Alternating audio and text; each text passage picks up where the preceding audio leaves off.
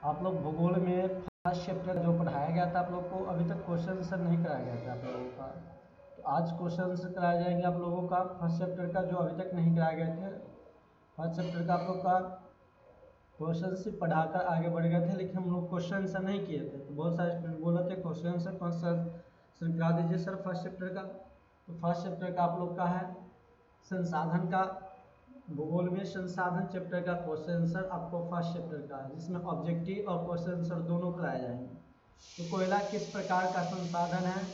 अनवकरणीय, जैव, नवकरणीय, अजैव। क्या आंसर होगा स्टूडेंट? कोयला आपका आंसर हो जाएंगे, क्या होगा? तो ध्यान से देखिएगा, कोयला आपका आंसर हो जाएंगे अनवकरणीय हो जाएगा, ऑप्शन ए सही हो जाएंगे। कौन सा आंसर हो जाएगा आप लोग का? ऑप्शन ए, आंसर ए हो जाएंगे आपका सही। क आंसर क का ये या ए? कोयला किस प्रकार संसाधन है? अनवकरणीय। क्वेश्चन नंबर 2 पर चले। सौर ऊर्जा निम्नलिखित में कौन सा संसाधन है? मानवकृत, पुनःपूर्ति योग, अजैव, अचक्रीय। आप लोग कमेंट करके भी बता सकते हैं क्या आंसर होगा। एक का आंसर आपका लोगों का होगा, आंसर का ख हो जाएगा, पुनःपूर्ति योग, पुनःपूर्ति योग। क्वेश्चन नंबर 3 पर चलेंगे हम लोग। क्वेश्चन नंबर 3 देखिएगा,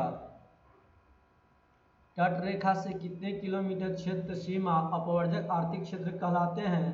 तो 250 NM, यानी ख आंसर आपका हो जाएगा, ऑप्शन नंबर ख। क्वेश्चन नंबर 4 पर चलिए। क्वेश्चन नंबर 4 देखिएगा, आप लोग के पास आ चुके हैं। डाकू की अर्थव्यवस्था का संबंध किससे है? दिए गए संसाधन के संग्रहण से, संसाधन के अनियोजित विदोहन से, संसाधन के नियोजित दोहन से, इनमें से कोई नहीं। आपका आंसर हो जाएंगे ऑप्शन ख हो जाएगा 4 का, संसाधन के अनियोजित विदोहन से, 4 का ख आंसर। चलिए आंसर आपका कौन? 4 का ख हो गया। क्वेश्चन नंबर, समुद्रीय क्षेत्र में राजनीतिक सीमाओं को कितने क्षेत्र तक राष्ट्रीय संपदा निहित है? ऑप्शन ए दिए गए हैं 15 + 5 किलोमीटर, ऑप्शन बी आप मान लीजिए क आपका क्या दिया गया है, इसे क मान लीजिए, इसे ख मान लीजिए, इसे ग मान लीजिए।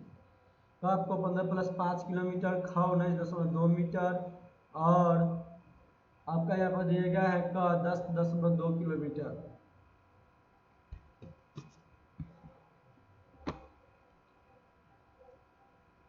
आपका आंसर क्या हो जाएगा? ऑप्शन ख हो जाएंगे 19.2 किलोमीटर, 19.2 किलोमीटर आंसर होगा आपका। चलिए अब हम लोग लघु उत्तरीय प्रश्न पर चलेंगे। लघु उत्तरीय प्रश्न देखिएगा, यह आपके क्वेश्चन से लघु उत्तरीय प्रश्न, जो शॉर्ट टाइप आंसर है आपका, संसाधन की परिभाषित करना है, संसाधन की परिभाषा को लिखना है। तो पर्यावरण में उपलब्ध प्रत्येक वस्तु जो मानव की आवश्यकताओं को पूरा करने में प्रयुक्त की जा सकती है, जिसको बनाने में प्रौद्योगिकी उपलब्ध हो, जो आर्थिक रूप से सामान्य और सांस्कृतिक रूप से मान्य एक संसाधन है। भौतिक और जैविक दोनों हो सकते हैं। भूमि, मृदा, जल जैसे भौतिक पदार्थ मानवीय आकांक्षाओं को पूर्ति में सहायक होकर संसाधन बन जाते हैं। वही जैविक पदार्थ यथा वनस्पति, वन्य जीव तथा जलीय जीव मानवीय जीवन को सुखमय बनाने में उपयोगी। वस्तुतः संसाधन का अर्थ होता बहुत ही व्यापक। इस संदर्भ में प्रसिद्ध भूगोलविद जिम ब्रैडमैन का कथन उल्लेखनीय है, संसाधन होते नहीं बल्कि उपयुक्तता के आधार पर बन जाते हैं। ये क्वेश्चन का आंसर था आप लोग का 1 नंबर क्वेश्चन का आंसर था स्टूडेंट। क्वेश्चन नंबर आप लोग का कौन सा आंसर था? 1 का आंसर था संसाधन लघु उत्तरीय प्रश्न का 1 का क्वेश्चन था। ये सब आपका एनसीईआरटी क्वेश्चन है, बीटीबीसी बुक का है, बीटीबीसी बुक का प्रश्न एवं उत्तर है। आपके एग्जाम में इसी बुक से क्वेश्चन अधिकतर पूछे जाते हैं, इस बात को ध्यान रखिएगा। क्वेश्चन नंबर 2, संभावित संचित कोष संसाधन में अंतर स्पष्ट कीजिए। किसी क्षेत्र के विशेष एक ऐसे ज्ञात संसाधन जिनका उपयोग अभी तक नहीं किया गया है परंतु जिसके उपयोग में लाने की संभावना है, वे सभी संसाधन संभावित संसाधन। उदाहरण के लिए बहुत गहराई में रहने वाला संसाधन, पवन ऊर्जा, सौर ऊर्जा आदि आदि। ठीक इसके विपरीत वैसे संसाधन जो ज्ञात भी है और उपलब्ध तकनीक के आधार पर उसका उपयोग किया जा सकता है परंतु भविष्य के लिए सुरक्षित रखा गया, उन्हें संचित कोष संसाधन कहते हैं। उन्हें क्या कहते हैं? संचित कोष संसाधन कहते हैं।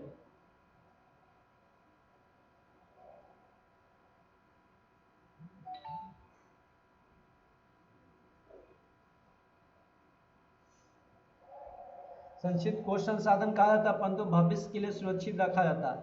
संचित कोष संसाधन कहते हैं उदाहरण के लिए नदी का जल भविष्य में जल विद्युत उत्पन्न करने के लिए उपयुक्त हो सकते हैं और वर्तमान में इसका उपयोग अत्यंत सीमित है। तो ये क्वेश्चन नंबर 2 का आंसर आप लोग का था स्टूडेंट। क्वेश्चन नंबर 2 था, ये बीटीबीसी बुक का आपका आंसर था। बीटीबीसी बुक का क्वेश्चन आंसर है, इस बात को ध्यान रखिएगा। आप लोग के एग्जाम में यहाँ से ज़्यादा क्वेश्चंस आते हैं, परीक्षा में बहुत कम क्वेश्चन रहते हैं और टकराने की संभावना 80 से 90% रहते हैं यहाँ से इस बुक से। इसलिए आप लोग इस बुक का जरूर क्वेश्चन आंसर कीजिए और याद कीजिए, कराए जाएंगे, सारे चीज़ कराए जाते हैं यहाँ पर। संसाधन संरक्षण की उपयोगिता को लिखिए। संसाधन चाहे प्रकृति की देन हो अथवा मानवीय प्रयास द्वारा तैयार किए गए हो या सभी प्रकार के संसाधन के मनुष्य के अस्तित्व और विकास के लिए अति आवश्यक है। यदि इनका अंधाधुंध उपयोग किया जाता रहा तो इससे अनेक समस्या उत्पन्न हो सकती है। सभ्यता, संस्कृति और विकास में संसाधनों की अहम भूमिका होती है, परंतु संसाधन का अविवेकपूर्ण या अतिशय उपयोग विविध प्रकार के सामाजिक, आर्थिक, सांस्कृतिक एवं पर्यावरणीय समस्याओं को जन्म देते हैं। इन समस्या को समाधान हेतु विभिन्न स्तरों पर संरक्षण की आवश्यकता। संसाधन के नियोजित में विवेकपूर्ण उपयोग करना संरक्षण कहलाता है आपका। ये क्वेश्चन नंबर 3 का आंसर था। आप लोगों का स्टूडेंट जरूर देखिएगा और एग्जाम में आप लोगों को बोल दिए एक बार 80 से 90% क्वेश्चन यहाँ से आएंगे, तो आते हैं। आप जो भी क्वेश्चन आंसर कराएंगे वहाँ से आपको 80 से 90% क्वेश्चन वहाँ से एग्जाम में टकरा जाएंगे, इस बात की गारंटी आप लोग। क्वेश्चन नंबर अब हम लोग चलते हैं, इस क्वेश्चन नंबर हो चुके हैं 3, अब 4 पे चलते हैं। क्वेश्चन नंबर 4 देखिएगा। क्वेश्चन नंबर 4 क्या दिया गया? संसाधन के निर्माण में तकनीक की क्या भूमिका है, स्पष्ट कीजिए। तो प्रकृति कोई भी हो, भौतिक एवं जैविक पदार्थ संसाधन तभी बनता है जब मानव अपनी तकनीकी क्षमता के प्रयोग से अपनी आवश्यकता को पूर्ति के लिए उसका उपयोग करता है। मानव द्वारा पूर्ति के लिए करता है। मानव द्वारा संसाधन का उपयोग उसके पौधे की सतह पर निर्भर करता है। इससे इस बात की पुष्टि होती है कि संसाधन पौधे विकास के सतह से घनिष्ठ रूप से जुड़ा हुआ है। इसलिए यह कहा जाता है कि संसाधन की संकल्पना वास्तव में संस्कृति से जुड़ी है। जब पर्यावरण में मानव द्वारा जनप्रिय तकनीक का प्रयोग होता है तब सभ्यता का विकसित होती है। अतः मानवीय जीवन निर्वाह के तौर तरीके सांस्कृतिक संसाधन स्थिति को प्राप्त कर लेते हैं। यह क्वेश्चन नंबर आप लोगों का कितना था? 4 नंबर क्वेश्चन था, ये आंसर था 4 नंबर क्वेश्चन का आप लोगों को। अब चलिए क्वेश्चन हम लोग दीर्घ उत्तरीय पर चले आए। दीर्घ उत्तरीय क्वेश्चन देखिएगा। तो पहला क्या दिया गया? संसाधन के विकास में सतत विकास की अवधारणा की व्याख्या करें। तो संसाधन मानव की जीविका का आधार है। जीवन की गुणवत्ता बनाए रखने के लिए संसाधन को सतत विकास का अवधारणा आवश्यक है। संसाधन प्रकृति प्रदत्त का उपहार है की अवधारणा के कारण मानव ने इसको अंधाधुंध अनदोहन किया, अनेक पर्यावरणीय समस्या उत्पन्न हो गई। व्यक्ति के लालच लिप्सा ने संसाधन को तीव्रतम दोहन करके संसाधनों के भंडार में चिंतनीय ह्रास ला दिया। इस दो बात को यहाँ पे लिख दिए गए हैं, इसको हट सकते हैं आप लोग यहाँ पर। इस बात को संसाधनों का याद रखिएगा, संसाधनों का तीव्रतम दोहन करके संसाधन के भंडार में चिंतनीय ह्रास ला दिया गया। संसाधनों का केंद्रीकरण कुछ खास लोगों के हाथ में आ जाने से समाज स्पष्टतः 2 भागों में छप्पन विपन्न में बट गया है। छप्पन लोगों के द्वारा स्वार्थ के वशीभूत होकर संसाधनों का विवेकहीन दोहन किया गया है।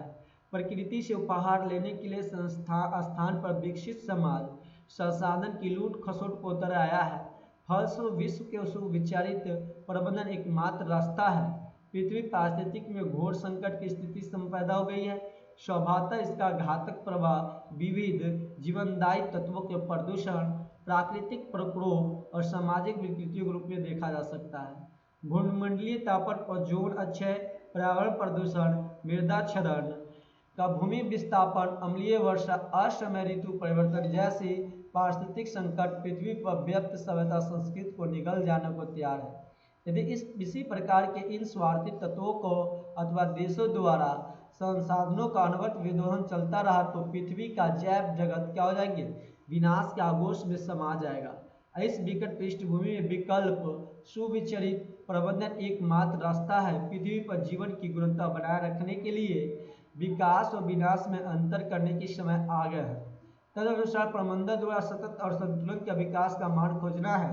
इन परिस्थितियों को से निजात पाना तथा विश्व शांति के साथ जय जगत का गुणवत्तापूर्ण जीवन लौटाने के लिए सर्वप्रथम समाज में संसाधनों को न्याय संगत बंटवारा जरूरी है। इस प्रकार नियोजन पर आधारित कार्यविधि वर्तमान संकटों से उबरने में संसाधनों का न्याय संगत बंटवारा जरूरी है, साथ ही संसाधनों को नियोजित उपयोग होना भी जरूरी है।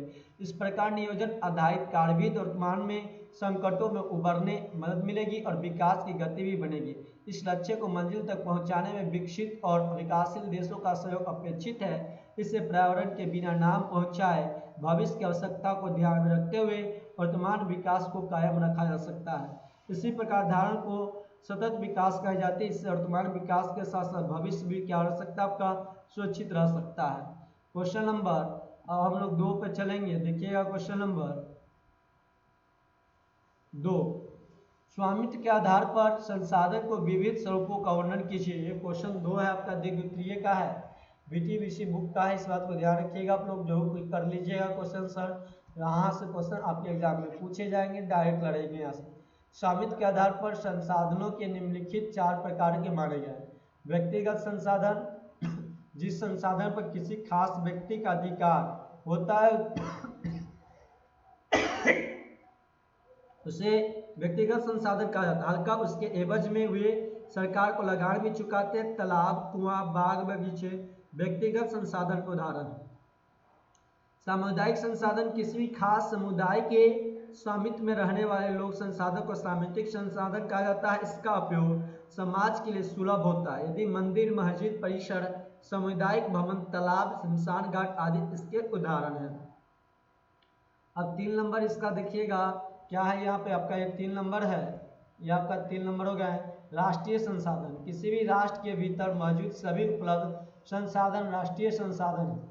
इन संसाधन में पूरे देश की सरकार को यह अधिकार होता है कि वह व्यक्तिगत संसाधनों का अधिग्रहण करके आम लोगों के हित में कर सकती है।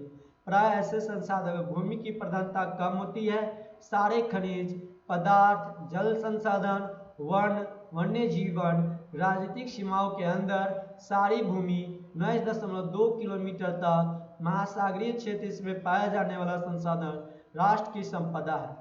अंतर्राष्ट्रीय संसाधन, ऐसे संसाधन जिनका नियंत्रण अंतर्राष्ट्रीय संस्था के हाथों में होती है उन्हें अंतर्राष्ट्रीय संसाधन कहते हैं। ऐसे संसाधन का उपयोग अंतर्राष्ट्रीय संस्थाओं के सहमति से किसी देश द्वारा किया जा सकता है। किसी भी देश की तटरेखा 200 nm की दूरी के बाद समुद्री क्षेत्र पर सभी देशों का अधिकार प्राप्त है। इस तरह से आप लोग का क्वेश्चन समाप्त हुआ। आज भूगोल का पहला चैप्टर क्वेश्चन करा दिया गया है, दूसरा चैप्टर को आप लोग को पहले ही करा दिया गया है। अब हम लोग कल से स्टार्ट करेंगे नया चैप्टर, तीसरा चैप्टर को स्टार्ट किया जाएगा आप लोगों को कल से। यदि वीडियो अच्छा लगा हो तो लाइक कीजिएगा, कमेंट कीजिएगा। यदि आप लोग अभी तक चैनल को सब्सक्राइब नहीं किए तो चैनल को जरूर सब्सक्राइब कीजिए।